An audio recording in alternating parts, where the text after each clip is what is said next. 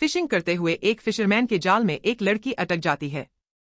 वह कहाँ से आई थी, कैसे आई थी, इसके बारे में किसी को भी पता नहीं था। अब आगे क्या होगा, आज मूवी में देखने वाले हैं, जिसका नाम है जो 2009 में आई एक फैंटेसी रोमांटिक मूवी है। मूवी की स्टोरी बहुत ब्यूटीफुल है और इसकी एंडिंग भी अमेजिंग है। तो इस वीडियो को लास्ट तक जरूर देखिएगा। अगर आपको वीडियो अच्छा लगता है तो प्लीज इसे लाइक और कमेंट्स जरूर कर दीजिए।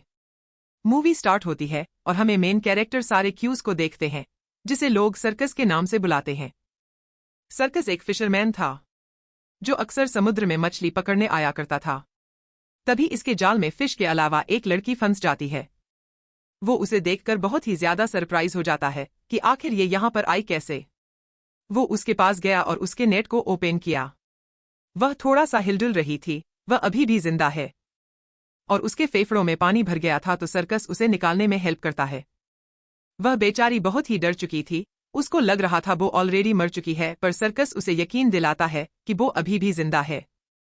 वो यहाँ पर कैसे आई और उसका नाम क्या था ये उसे पता नहीं है। सर्कस ने उस लड़की से कहा, मुझे तुमको हॉस्पिटल में लेकर जाना पड़ेगा, पर इसके लिए उसे लड़की मना करती है। लेकिन सर्कस मान नहीं रहा था, तो लड़की पानी में कूदने की धमकी देती है, तो सर्कस उसकी बात मान लेता है। वो लड़की किसी को भी देखना नहीं चाहती थी, तो सर्कस ने उसे कहा, मैं एक जगह जानता हूँ जहाँ पर तुम्हें कोई डिस्टर्ब नहीं करेगा। सर्कस फिर उसे अपने मदर के घर पर लेकर आता है। उसकी मदर की डेथ कुछ सालों पहले ही हो चुकी थी।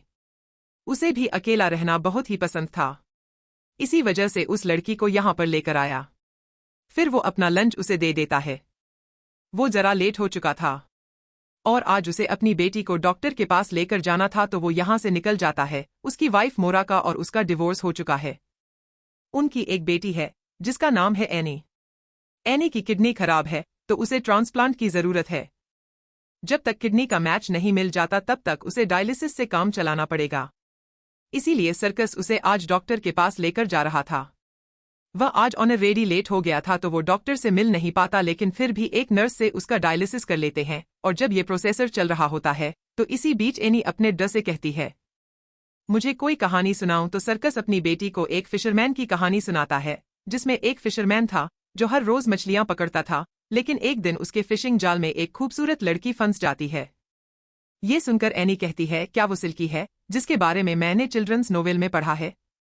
दरअसल वो एक जल परी की कहानी होती है, जिसमें एक दिन एक मछुआरे के जाल में जल परी फंस जाती है और उसके पास जादुई शक्ति भी होती है। ये सुनकर सर्कस कहता है, नहीं, मेरी वाली कहानी अलग है जो मैं तुम्हें फिर कभी सुनाऊंगा। फिर हम देखते हैं कि नर्स एनी के लिए एक ऑटोमेटेड व्हील चेयर देती है, जिसे देखकर वह बहुत खुश हो जाती है। और फिर सर्कस अपनी बेटी को उसकी मां मोरा के घर पहुंचा देता है। यहाँ पर मोरा सर्कस पर गुस्सा करती है क्योंकि वो एनी को लेकर हॉस्पिटल में लेट पहुंचा था। वो कभी भी सर्कस से सही से बात नहीं करती और बोर शराबी भी है। इसके बाद अगले दिन का सीन देखते हैं, जहां सर्कस अपनी मां के घर जाता है और उस लड़की से मिलकर उसका हालचाल पूछता है।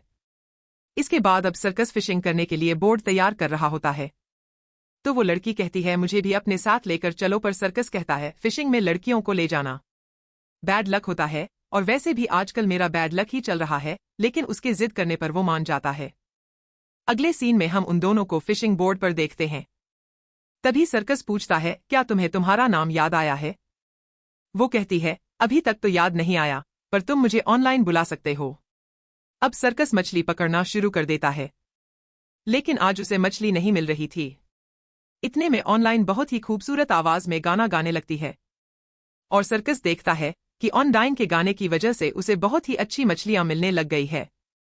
ये देखकर वो खुश हो जाता है। फिर ऑनलाइन भी उसकी मदद करती है और इस तरह दोनों मिलकर बहुत सारी मछलियां पकड़ लेते हैं। इसके बाद वह किनारे पर चले आते हैं और सर्कस मछलियां लेकर मार्केट जाने के लिए तैयार हो जाता है। फिर वो ऑनलाइन से कहता है कि तुम हर रोज मेरे साथ चल सकती हो और जितनी भी फिश सेल करके प्रॉफिट होगा उसमें से कुछ पैसे मैं तुम्हें भी दूंगा। और फिर उसे मार्केट भी चलने के लिए कहता है। लेकिन ऑनलाइन कहती है, मुझे लोगों से मिलना पसंद नहीं है। सर्कस कहता है, तुम मुझसे तो मिलती हो। जिस पर वो कहती है, मुझे सिर्फ तुमसे मिलना अच्छा लगता है। ये कहकर वह चली जाती है। इसके बाद सर्कस मार्केट जाकर फिश सेल कर देता है। फिर एक शॉप में जाकर ऑनलाइन के लिए एक ड्रेस खरीदता है। इसके बाद स्कूल में जाकर अपनी बेटी एनी से मिलता है।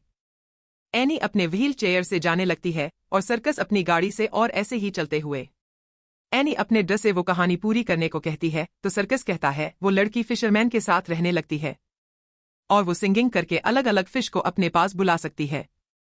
एनी कहती है मेरी वाली स्टोरी की जो सिल्की है वो भी अंडर वाटर अपने साथियों से गाना गाते हुए बात करती है, और इस तरह बात करते हुए एनी के घर तक आ जाने के बाद सर्कस अपने घर की तरफ चल पड़ता है और घर पहुंचकर ऑन डाइन को उसकी ड्रेस दे देता है। इससे वह बहुत खुश हो जाती है और सर्कस के गाल पर एक किस करती है।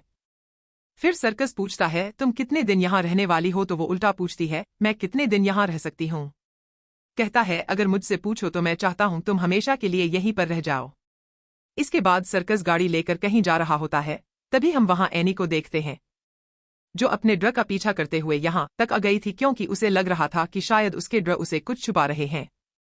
इसके बाद सर्कस को देखते हैं जो अक्सर चर्च में आकर फादर से कन्फेशन किया करता था, पर आज वो कन्फेशन में फादर को ऑनलाइन के बारे में सब कुछ बता देता है कि वो लड़की उसे किस तरह मिली थी, और पूछता है क्या वो लड़की कोई जलपरी हो सकती है, क्योंकि उसे कुछ भी याद नहीं है और वह अपना नाम भी बता नहीं पा रही। फादर कहते हैं मुझे कोई आइडिया नहीं है, पर तुम्हारी बात मुझे थोड़ी अजीब लग रही है, इसीलिए मेरा मानना ये रहेगा कि तुम संभल कर रहो और आगे क्या होता है मुझसे आकर कन्फेस करते रहना। फिर अगले दिन जब ऑनलाइन नहा रही थी तभी यानी वहां पहुंच जाती है और ऑन ए डाइन को देख लेती है, और अब यह बात कन्फर्म हो जाती है कि उसके ड्र यही बात उसे छुपा रहे थे। उसे लग रहा था कि ये वही सेल की है जिसके बारे में उसने चिल्ड्रंस नोवेल में पढ़ा था। फिर वो ऑनलाइन से कहती है तुम वही लड़की हो जिसके बारे में मेरे ड्र सर्कस बात कर रहे थे। तुम्हारा सील कोड कहाँ है जिसे जमीन में दफना देने से तुम 7 साल जमीन पर रह सकती हो। मैं जानती हूं तुम्हारे पास मैजिकल पावर भी है, क्या तुम मेरी बीमारी को ठीक कर सकती हो। ऑन ए डाइन उसके पास आती है और उसकी बातें सुनकर उसे वो बहुत अच्छी लगती है। वो समझ जाती है कि एनी उसे जलपरी समझ रही है। एनी उससे बहुत सारे सवाल पूछती है पर वो कोई जवाब ना देकर खुद को एनी की नोबेल वाली सेल की ही समझने देती है और कहती है आज से हम फ्रेंड्स हैं। फिर एनी जाने लगती है। तभी वह कहती है कि हम फिर कभी मिलेंगे और बहुत सारी बातें करेंगे।